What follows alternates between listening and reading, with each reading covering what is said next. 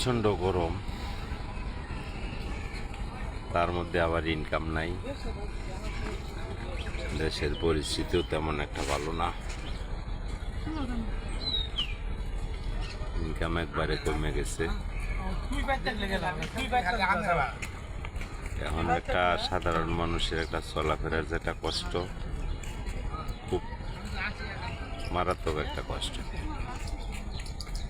চলাফেরা করা খুবই কষ্টকর হইতেছে, চলাই খুব কষ্ট হইতেছে। ইনকাম নাই, কাজ কাম নাই, গার্মেন্টসে নাইট ডিউটি, ওভার টাইম নাই, নাইট নাই, 8টা-5টায় ডিউটি। মানুষেরা তখন পয়সাও নেই, পয়সা না থাকলে একটা মানুষ কামাই করবো কি, খাইব কি? মানুষের এখন দুর্ভিক্ষ শুরু হয়ে গেছে, যেমন দুর্ভিক্ষের মতো একটা পরিবেশ চলতেছে।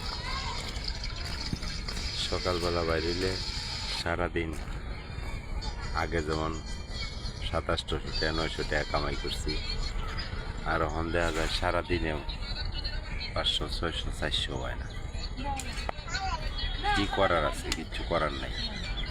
পরিস্থিতির দিন যতই যাইতেছে ততই আরো সাধারণ মানুষের কষ্ট বাড়তেছে, সাধারণ মানুষের কষ্ট আরো বাড়তেছে।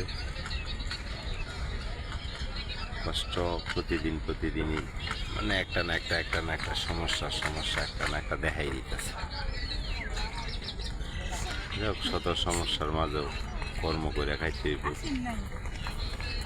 ঝামেলা যেমনই আছে, দেখতে হইব, বুঝতে হইব, বুঝিয়া কর্ম করে চলতে হইব। চলা ছাড়া কোনো বুদ্ধি নেই। এখন থেকে এইভাবেই চলে আস্তে আস্তে করে যাওয়া লাগবে। বিকল্প কোনো পথ দেখতেছি না। সারাদিন যে কয় টাকা ইনকাম হয়, কয় টাকাতে সংসার চলে না। ছেলে মেয়ে লেখাপড়ায়, স্কুলের বেতন, প্রাইভেটের বেতন, এগুলাতে চলা খুব কষ্ট।